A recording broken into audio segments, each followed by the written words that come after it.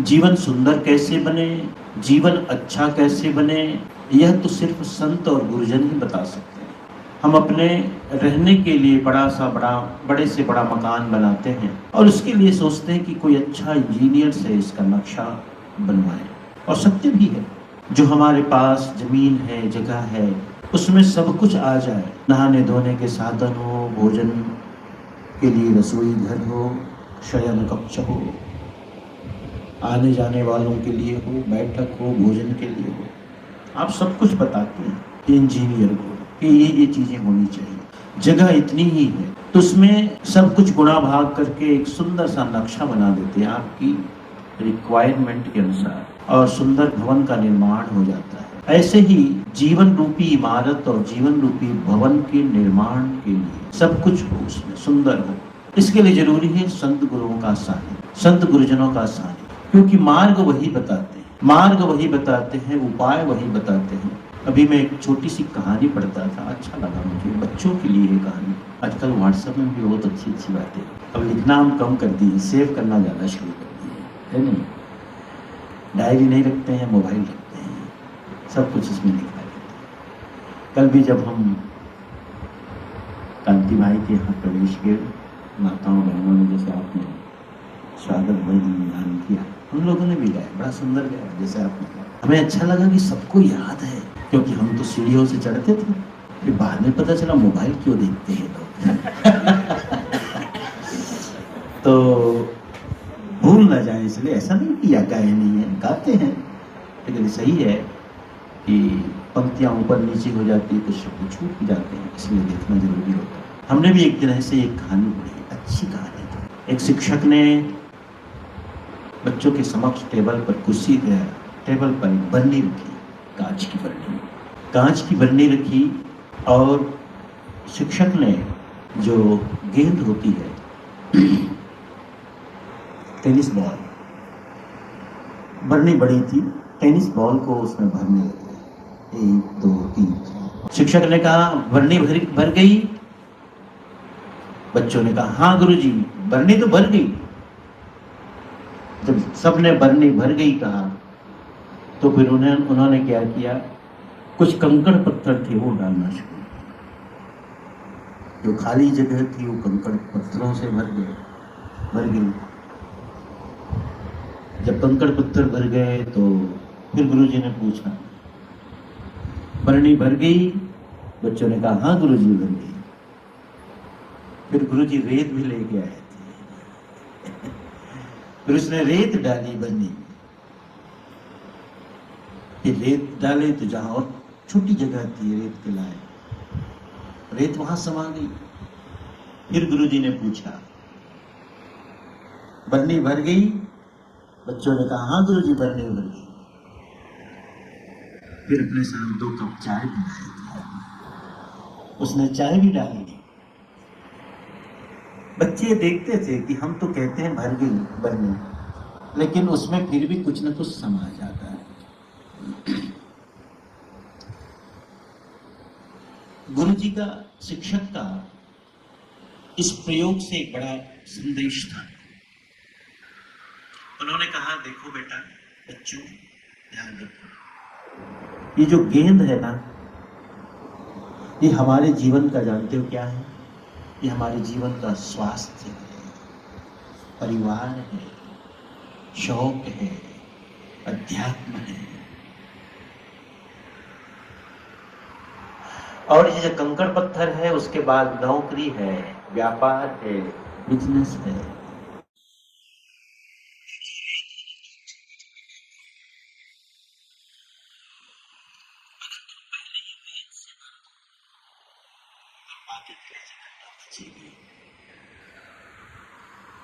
बाकी के लिए जगह न बचेगी। इस क्रम को उल्टा कर दो तो बाकी के लिए, किसी के लिए जगह नहीं बचती, एक ही चीज आएगी। लेकिन सबसे पहले हम अपने जीवन में गेंद को, यानी गेंद रूपी जो हमारा जीवन का स्वास्थ्य है ना, परिवार है, अध्यात्म है, धर्म है, इसको स्थान दें जीवन में।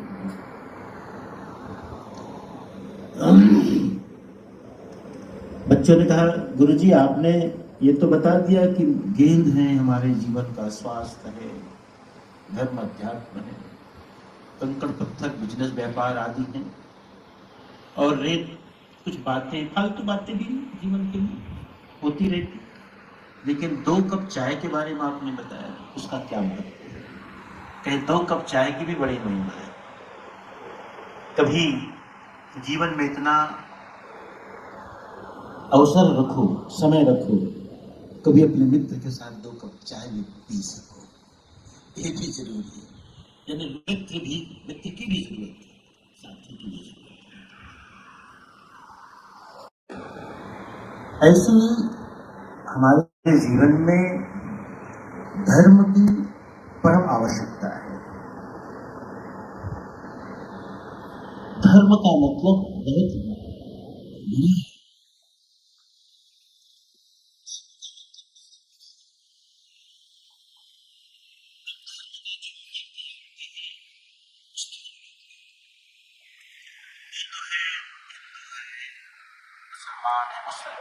ईसाई है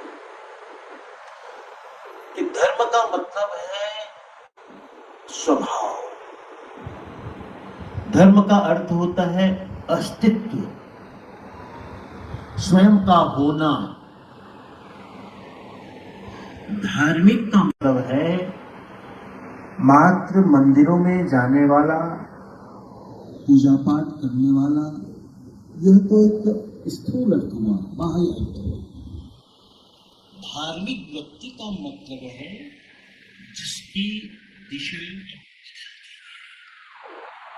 पता नहीं।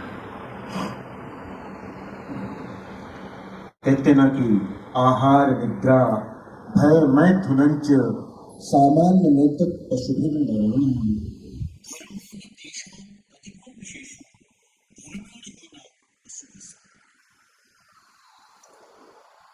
नीति शास्त्र में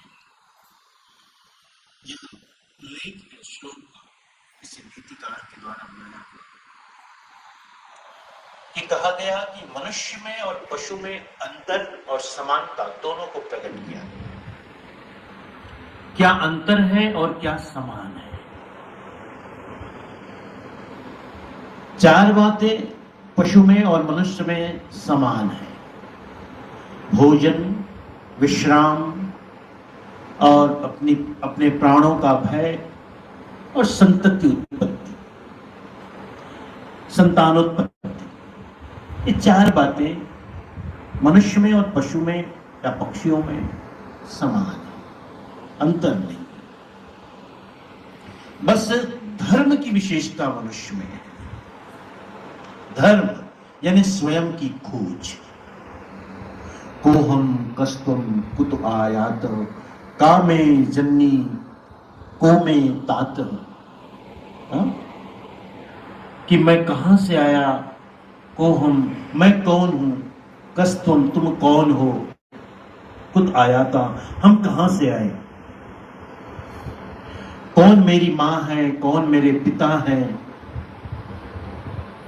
कहां मुझे जाना है, जीवन क्यों मिलता है, ये संसार क्या है।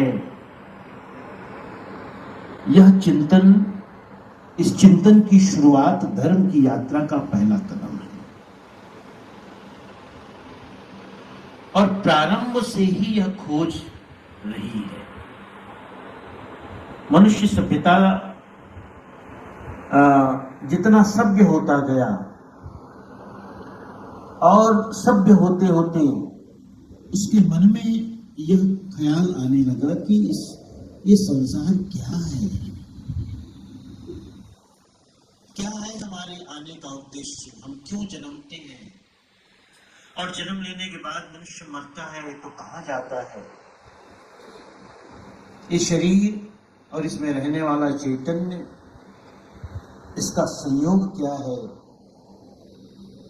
यह चिंतन ये धर्म की यात्रा का कदम है, पहला कदम है। और इस धर्म की यात्रा के लिए ही फिर गुरु की खोज शुरू होती है जीवन में। इसलिए मैंने कहा जीवन की शुरुआत यदि कहें तो गुरु से ही है, संत गुरु से। जीवन का मतलब है जैसे जन्म से मृत्यु पर्यंत का की काल अवधि नहीं है। हमने माना जरूर इस बात को कि जन्म से लेकर मृत्यु पर्यंत जो काल है, समय की है, जो समय की अवधि है, उसी को हमने जीवन माना। लेकिन जीवन का मतलब है स्वयं, वही है जीवन। बाकी तो सब मरण है। तो जीवन क्या है? जो हमारे अंदर और भीतर जो विद्यमान चैतन्य है, वही जीवन है। और जीवन की पहचान क्या है? जीवन की पहचान यही है कि जो सदा है और सदा रहेगा, यही उसकी पहचान है। बाकी हमारे जीवन में जो ये जिसे हम शरीर कहते हैं, ये तो नाशवान है, बदलने वाला है। ये निरंतर चल रहा है, प्रवाह है, नदी के प्रवाह के तुल्य चल रहा है निरंतर।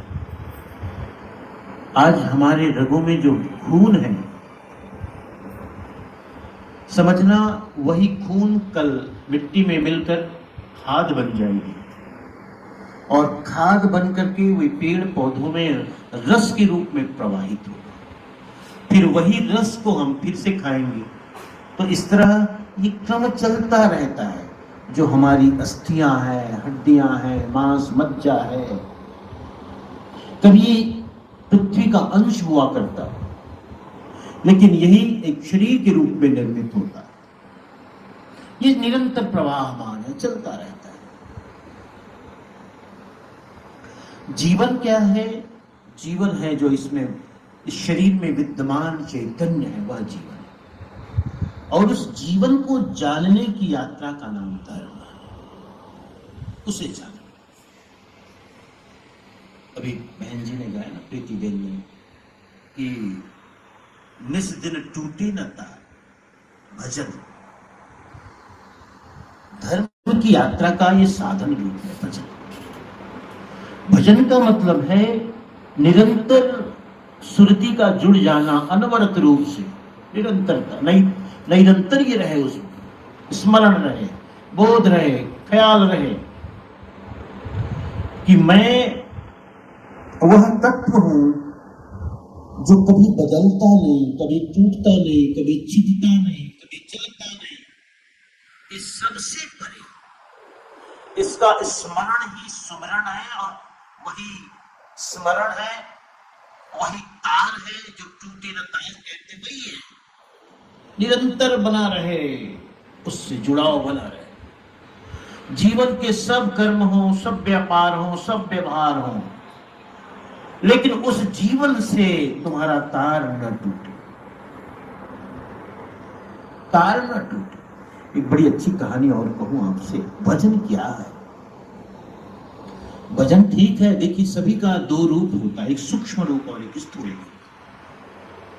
सत्संग का स्थूल रूप क्या है? भजन कीर्तन हो, सत्संग प्रवचन हो, ये सत्संग है। हमने एक सत्संग का यही अर्थ जाना है, ये स्थूल अर्थ है। इसका सूक्ष्म अर्थ होता है सत्य का संग करना, सत्य का संग करना। यानी सत्य का संग करने का मतलब है स्वयं का संग करना। उपासना का मतलब होता है समीप बैठना, उपासना। उपवास का मतलब होता है समीपवास। तो जितना ही हम स्वयं के निकट होते हैं, यानी मन मने संसार, मन का संग सत्संग नहीं है, स्वयं का संग सत्संग है। ऐसे ही सभी के अर्थ हैं। एक सूक्ष्म अर्थ है, मूल अर्थ है, और एक उसका स्थूल अर्थ है, जिस रूप में हम जानते हैं।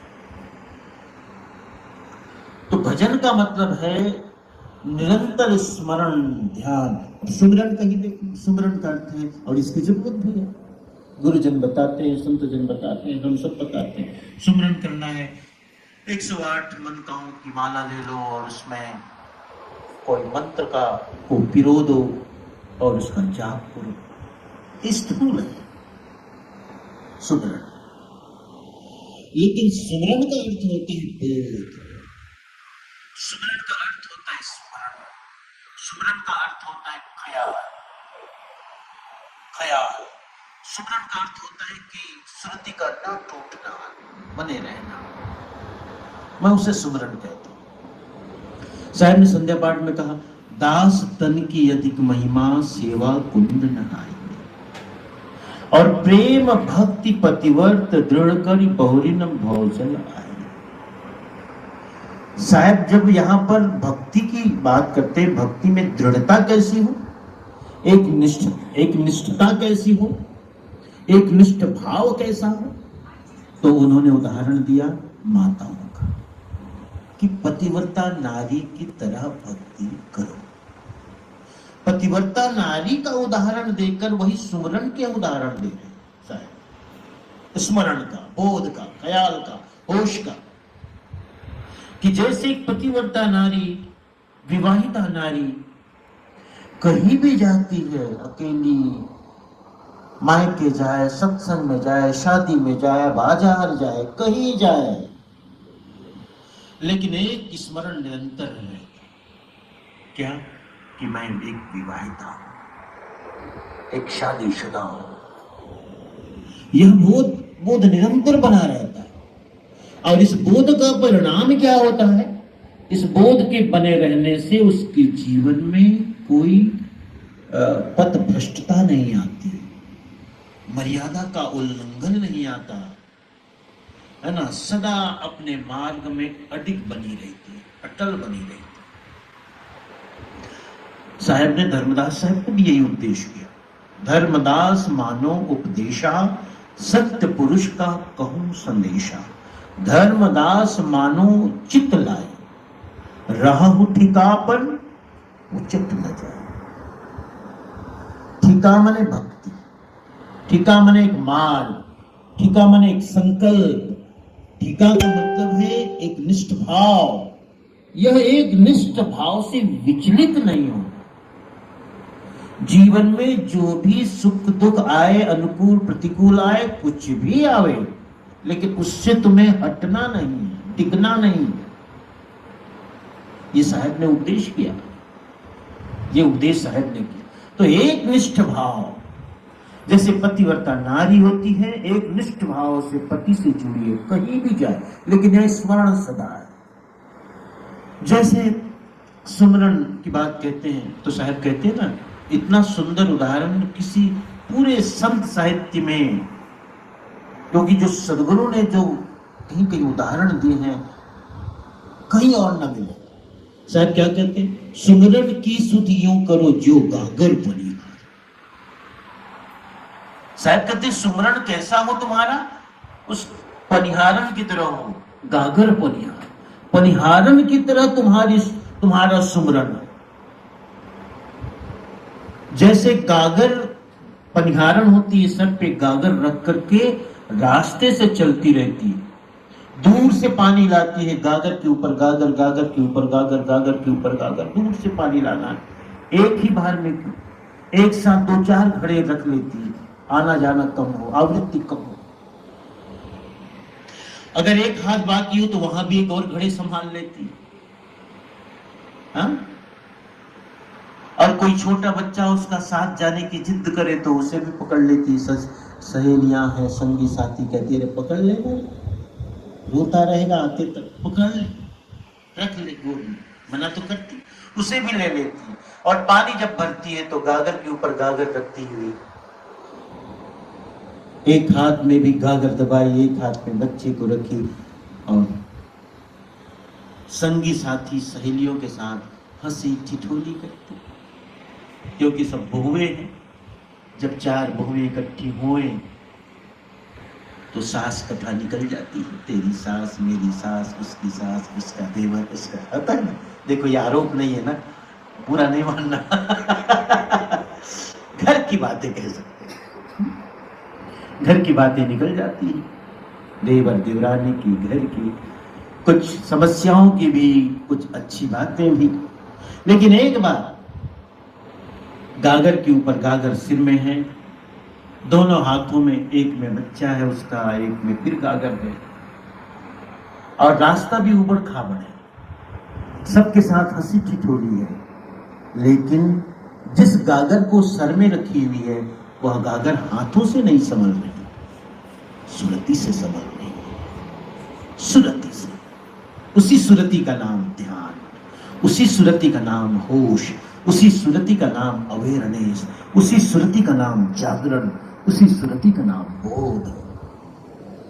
वो सदा ध्यान में, सब बातें हैं जीवन की, लेकिन स्मरण सदा है सुरती। तो जिस कथा की मैं बात तो हूं, संत महाराष्ट्र की कथा, एकनाथ, संत एकनाथ हुए, बड़े ऊंचे दर्जे के संत। जो अच्छे ऊंचे दर्जे के संत हैं, आज के समय में देखें तो हम उसे संत नहीं मानते, ये तो नहीं कहता, लेकिन बहुत सम्मान नहीं देते, क्योंकि इस भौतिक युग में ऐसी भी मान्यता बन गई है कि बड़े संत का मतलब बड़ी गाड़ी, बड़े संत के मतलब उनके साथ बहुत सारे लोग, बड़े संत का मतलब जय जयकार, बड़े संत का मतलब जहां वो कथा और प्रवचन करें हजारों हजारों लोग सुने, बड़े संत। और ऐसी मान्यता में कभी कभी हम बहुत पहुंचे हुए शुद्ध महापुरुषों को अनदेखा कर जाते हैं, ये हमसे भूल जाते हैं। क्योंकि जो पाए हुए संत होते हैं ना, वो एक पागल की तरह ही होते हैं। इसीलिए तो पागल का मतलब होता है जो पाकर पूरी तरह गल गया है। जिन्होंने पाकर पूरी तरह से गल ही गया, बचा ही नहीं, दो है ही नहीं, एक ही है बस। बूंद समाना समुद्र, जैसे बूंद खो जाए सागर, अपना अस्तित्व मिटा दे, ऐसे संतों को हम पागल करें तो पागल। संत एकनाथ की कथा है कि कोई नास्तिक उससे मिलने आया। उस नास्तिक के बारे में मान्यता थी, एक जैसे किसी के बारे में आम धारणा बन जाती है, एक धारणा बन गई थी कि महानास्तिक है, बहुत तार्किक है, तर्क करता है। वो कहता था कि ईश्वर है ही नहीं, परमात्मा है ही नहीं, उसी को हम नास्तिक कहते हैं। नास्तिक का मतलब न अस्ति, नहीं है, जो ये मानता है कि भगवान नहीं है, न अस्ति नास्तिक। न अस्ति कहने वाला, मानने वाला नास्तिक। आस्तिक का मतलब अस्ति है कहने वाला आस्तिक है ना। तो जहां भी जिससे भी कोई तर्क करने जाता किसी के पास, वो पहले ही हाथ जोड़ लेता था, हम नहीं बता सकते, हम सिद्ध नहीं कर सकते कि नहीं। ऐसा बहुतों से वो पूछता गया। कभी किसी ने कहा देखो, परमात्मा नहीं है कि है, हम जो मानते हैं तो मानते हैं, लेकिन आपको परमात्मा है ऐसा सिद्ध करने के लिए एक ही संत है जो कह सकता है, जो मना सकता है तुम्हें कि परमात्मा है, और दूसरा परमात्मा है स्वयं, जो आपको बता सकता है, मना सकता है कि परमात्मा है। उसने झट से कहा मैं तो परमात्मा को मानता ही नहीं, जो मानता ही नहीं उससे कैसे मानूं कि वो मुझे बताएगा, जो है ही नहीं तो कैसे बताएगा। तो कहे तब तो एक ही हुआ है, बस एक ही जगह इलाज है और कहीं नहीं। कहे संत एकनाथ, उनसे जाके तर्क करो, उनसे जाके पूछो। संत एकनाथ को खोजता हुआ वो गया। कोई नासिक की बात है, नदी के किनारे में लोगों ने कहा एकनाथ के बारे में पूछते हो, एकनाथ, संत एकनाथ, अरे जाओ देखो किसी नदी के किनारे कोई मंदिर में वो सोया होगा, सुबह का समय, कोई 8-9 बज रहे हैं, और जो जिसने उसके बारे में बताया वो ये कहता है कि किसी मंदिर में पड़ा होगा, सोया होगा। हाँ? कोई 9 बजे का समय, 8 बजे का समय, और कहता है कि सोया होगा। आम धारणा क्या है? संत का मतलब है जो ब्रह्म मुहूर्त में उठ जाए वो संत। उठे वो संत, भजन करे, स्नान करे, भजन करे, ध्यान करे, सुमरन करे वो संत। जब उसके बारे में सुना कि अरे कहीं सोया होगा किसी मंदिर में, पड़ा होगा कहीं, तो उसे बड़ी चोट पहुंची। अरे ऐसे संत से मिलने की बात कही गई जो सोया हुआ। खोजता खोजता गया, एक मंदिर में सोया था एक बार। जब सोया था तो देखा क्या उसने, उस नास्तिक ने, कि उसके जो पैर हैं वो शंकर जी की पिंडी के ऊपर है। बड़ा आश्चर्य हुआ। लोगों ने कहा है कि आप उनसे मिलो, ये बताएंगे परमात्मा है कि नहीं। और मैं जो देख रहा हूं उससे लगता है कि सबसे बड़ा नास्तिक, और मेरे से बड़ा नास्तिक तो यही है जो शंकर की पिंडी के ऊपर पैर रख के सोया। अब इससे क्या पूछूं, लेकिन भेजा है तो पूछ ही लेता हूं। उन्होंने उठाया, जब तक वे पहुंचते वे उठ गए थे या उठाया गया। उठाने के बाद उसने सबसे पहले सवाल किया, अरे आप संत हैं और रात अभी दिन के 9 बज रहे हैं और 9 बजे तक आप सोते, कैसे संत हैं? उसने कहा संतों को तो ब्रह्म मुहूर्त में उठना चाहिए। नास्तिक ने कहा, और आप अभी तक सोए हुए हैं, कैसे संत? उसने कहा देखो, मैं अब सोता नहीं, मैं अब जगता नहीं, मैं अब खाता नहीं। ब्रह्म ही सोता है, ब्रह्म ही खाता है, ब्रह्म ही जगता है। और जब ब्रह्म को नींद लगी, सोया है तो सोया, जब उठे तो उठ। तो जिस समय ब्रह्म उठ जाए वही ब्रह्म मुहूर्त है। ब्रह्म जिस समय उठ जाए वही ब्रह्म मुहूर्त है। उसने तो एक बात सिद्ध कर दी कि यदि मैं अभी उठ भी रहा हूं तो मैं अपनी मर्जी से तो कुछ करता हूं, उनकी मर्जी से ही करता। तो जो उनको अच्छा लगा तब वो उठ जाते हैं, उनको नींद आती सो जाते, उनको भूख लगती खा लेते। फिर दूसरा सवाल उसने किया, कहा ये कैसे, हम नास्तिक हैं फिर भी कहीं कहीं घबराहट होती है, मानते हैं कि भगवान नहीं है, फिर भी अगर कोई कहे कि शंकर की पिंडी पैर रखो तो हमारे हाथ कब पैर कब जाए। मानते कि हम स्वयं को हम नास्तिक कहते, मैं नास्तिक हूं, लेकिन मैं तो देख रहा हूं आप मेरे से बड़े नास्तिक हो, और ये शंकर की पिंडी के ऊपर, शिवलिंग के ऊपर आपने पैर रखा। उसने कहा पैर कहां रखा, बताओ ना कहां रखूं पैर? जिधर देखता हूं वही वही दिखाई पड़ता है। ये पूरी सृष्टि उन्हीं के द्वारा बनाई हुई है, हर एक कण में वे समाये हुए हैं। ऐसी कोई जगह बताओ जहां मैं अपना पैर रख सकूं और वे ना हो। अब तो चुप सा हो गया। उसने कहा मुझे आपसे कुछ बात करने का। ठीक है, बात होती रहेगी, जब आए हो पूछ कर। मेरे मेहमान हुए तो ऐसा करो, थोड़ा भोजन वोजन कर लो, है ना, और उसके बाद बातें होंगी। उसने उसे बिठा करके गांव में गए और कुछ आटा ले आए। आटा लाए, कुछ घी लाए, तेल लाए, कुछ कुछ सामान लाए, और रोटियों की जगह वो गोल गोल बाटी संतों की होती है, बिना तवे वाली रोटी, गोल गोल बाटी, जिसको लिट्टी भी कहते हैं, है ना, लिट्टी चोखा। उत्तर प्रदेश में और बिहार में बड़ा प्रसिद्ध है। गोल गोल रोटियां बनाने लगे थे आग में। वो बगल में ही बैठे थे, कहीं भोजन करके बातें होंगे।